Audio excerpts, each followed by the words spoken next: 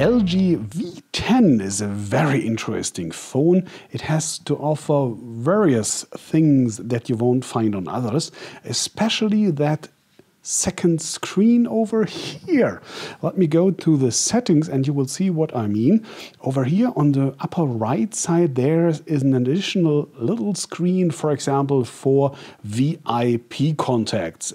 Just tap here and go over there, like this one here, for example, or you have VIP apps on this one, and especially you have media player if you want to, or audio player. And by the way, that brings me to tell you that we have just a mono speaker on the this side here, so no stereo, but this one is very loud and a lot of basses, especially for a phone. We will hear that in additional audio check, but just for the moment, let me go for this one, and that's called a signature. Over here you can press and hold and type in every text you want, your name, for example, for this one. And of course, you can have set everything that's disappearing over here in this second screen. First of all, you can have on and off these two if you want to have it, especially off when your main screen is off, and this means that you have additional features here. Now you see battery status, date and time, and you have these tools, for example, with a flash toggle, or go to the start the camera, or whatever you want to. And even if you see here that again, especially to skip the titles, this is a great idea. On the other hand, it's no AMOLED. Both are LCD, so meaning this is consuming some power. And if it's really, really dark, you will see a little light from the backside illumination from the left side here. So I guess, at least for the small display here, AMOLED would have been the better decision, but at the moment it's quite okay. And compared to the side displays here, the edge displays, for example, from Samsung, there are different advantages. For example, go here. This is, by the way, on-off standby and a fingerprint reader. So like on the Sony's, the Z5s, you have first press and then hold your finger on it, and then the screen is unlocked. Okay, I wanted to show you especially some of the advantages. This is, for example, one, so that you can have over here this, just go to this one and have the settings here, cancel, and especially with the apps. So you can drag and drop not only from the small to the main screen, but other way around too. Here we go. So everything you want to have, but you should know that these two settings here is not only on off, you can have on the left side. This is again what you want to do, and especially this one I want to show you here, because here you can have set off, for example, if you don't want the music player, or if you want better to have the recent apps or your appointments, for example. For this one you can have set all this here in this menu too. The signature I've shown you already, and everything you want. So this is for me, especially for a first-time device, that this one is included here with a second display. This is very well done from LG, and especially the special advantages from the second screen. I really can see this is no marketing gag or something like that. And the other thing I wanted to show you is, if you look carefully on the upper left front here, besides the second screen, this are two lenses for the front camera. So this is not a combined, but two different lenses, one with 8 megapixels and 80 degree. So this is kind of normal. Or if you will have it a little bit wider for group selfies, for example, the second lens with 120 degrees and then just 5 megapixels. And the second one is the whole backside camera. This is 16 megapixels, optical image stabilizer. You have an aperture of f1.8, so gathering very lot light. You have a lot of light. You have a laser autofocus, very precise, very quickly, and a dual tone flash on this one here. And with that you can have 4K videos, for example, and especially, you know, these manual modes, like this one here, for example. If you want to have your ISO number, for example, manually chosen, you can see on the upper left side here everything what you have on details here. But what's very much more important, because this one I guess you will have seen already on some of your smartphones, but I've never seen anything like that on a video mode. So you can have a manual video mode, and especially here, for example, the ISO number is very important, because if you say, well, it's a little bit too grainy, I am going a little bit down, maybe the picture is getting a little bit darker with that, but it's looking better. And all of that you can do while you're recording your video. You can change everything over here. Or for example, the exposure time, everything up to manual focus. This one is the zoom rate, and especially this is something I really love. You have maybe seen on this one. Let's stop the recording here. On the upper left side here, you see left and right audio level, and you can arrange this one here. That's definitely too loud, or go a little bit more like this one here. So I'm talking about in the green level here. And besides that, you will find directivity, meaning you have 3 micros on here, stereo 2. And this one is directivity. So if you're, for example, in an interview, for example, and say, okay, I want to have way more white on the speaker that's over here on this side, then you can arrange the directivity. And especially the 3rd micro is for noise reduction, especially wind noise filter. Everyone who has ever recorded a video outside and it was windy, you will know these noises. So I haven't had the time to test it. The V10 just arrived today, so we have that in the final review. Like always, you'll find it on my website on mobiwatch.net in a few days as a text, not as a video. But just the first impression here from that very beautiful and very well-crafted user interface from the and features from the camera. So this is really something that LG has taken focus on. It is this multimedia, and for that is especially I want to show what's in the package, like this one here. This is it's called Quad Beat 3 headset. LG has manufactured together with AKG. So the quality should be great. I haven't had the chance to test it, but nevertheless, it seems to be better on most of the smartphones, I guess, at least. But we have to test that, of course, too. Yeah, so multimedia, we have that second screen, and you have already seen the backside is something special too, because this is not only looking like, it's really rough, but nevertheless, it's not hard, it's kind of soft, medium soft. So this is silicone, so it's really tough, giving the fingers a really good grip. And outside here, these are metal frames, so it's really, really solid. You do not have any movement if you're trying to wind it, or especially if you want to see here on the back screen, those no dots pressing down over here, something like that. So very stable, very solid build. On the other hand, you have that huge screen. So let me go again to the settings to show you. The main screen is already 5.72 inch, 145 millimeters.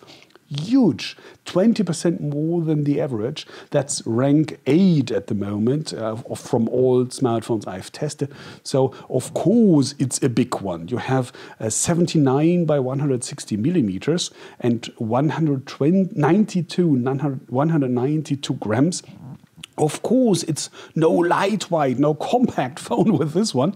Nevertheless, because of that good grip here, the backside is a little bit curved, so it's astonishingly, it's feeling lighter and more compact than it really is indeed. So it's a good job again for this one here, done with that, again, 5.7 inch display. The only thing I couldn't check up is, or give a pro is the the brightness, because LG told us, yeah, well, it's 540 nits, so that should be really bright, but it's not. On 100% background, and of course, as you have seen here, auto mode is off.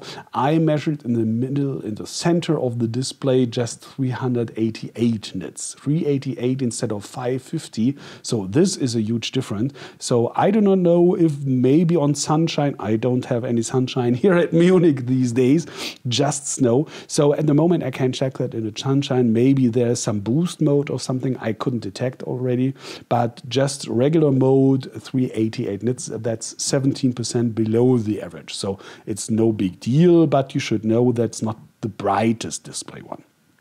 Yeah, and the second thing is, of course, resolution. 1440 by 2560 pixels, coming to a density of 408 pixels per square millimeter or 513 ppi.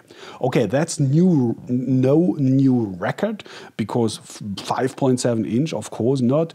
We have smaller ones, but nevertheless, it's still 50% above the average. So you have a really, really sharp and huge screen as well here with the V10. So quality is okay, and especially it's IPS dual domain, so you have high viewing angle stability, everything quantum display, like LG is calling this. So I really love the display, no question of that. And what's really, really rare in these days is that you can have not only remove the backside, but the battery. So this one, just if you have a second one, if you're an intense user, need a second battery, but this one is 3000 milliamps.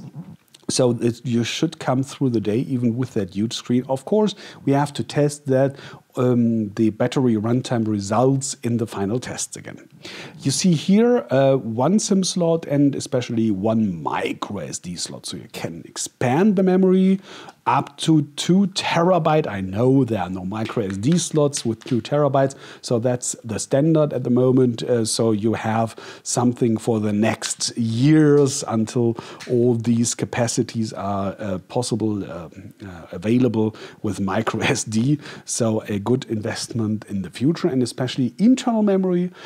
Well, there should be 2 editions, and I do not know which one is in which country. Here in Germany, Europe, we have that 32 gigabyte version only, and that leaves a net memory of 20.8 gigabyte. That's the value you should calculate with, 20.83 gigabyte net memory size. Yeah, and of course the user interface, you know, from LG, I don't tell anything about that one, except this one thing you should see, because I really love that, and for everybody who has never had an LG phone, I want to show you this one here, because this is home touch buttons over here. First, you have the choice between where you want to have positioned which one, and especially dual window. If you want to have a special for the split screen mode icon over here for this one, and everything you want to immediately. And especially you can hide all this one here. I came so because I seen you already checked that in the Chrome I just activated here. So you can activate for every single app you want to that the screen navigation is off. So you have the whole screen just for the natural content. If you need the navigation bar, just swipe up. You have 4 seconds now, or it's going down. Or if you want to have that manual, it's almost going immediately, almost immediately down again, like this one. And you have seen this one over here. Have this for every single app you have installed. So this is especially for players, for example, for gamers. You know that problem if the app is not totally compatible with this one here, you can fade this out, have the whole screen for that. It's not disturbing anymore. And tons of these features here from LG. I really love that, you know, that knock-on feature, knock-off and everything.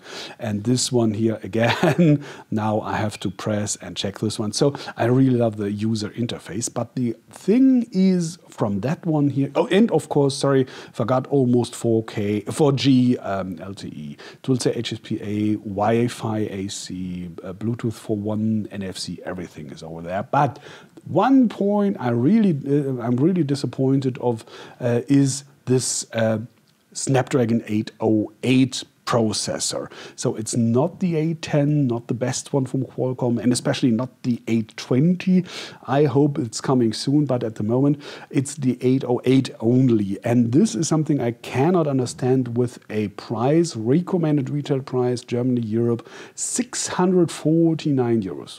Okay, including tax, without any contract. Nevertheless, this is a high price, so I would expect the best processor that I can get. That would be the Snapdragon 810 at the moment. So I know LG G4, just 1 year ago, they had the same processor, but at that time, the 810 has had that overheating problems, so it was a good decision for the G4, but now the problems of the 810 are over. It's no problem anymore. You could have had inserted that in here, so it's too less for the price, especially you have only 6 cores, and only 2 of them are really high-capacity cores, Cortex A57 cores. So even if you have 4 GB of RAM, of working memory, nevertheless, I guess this kind of the same expectations from the range. That's G4 or Nexus 5X, for example, or Motorola Moto X style.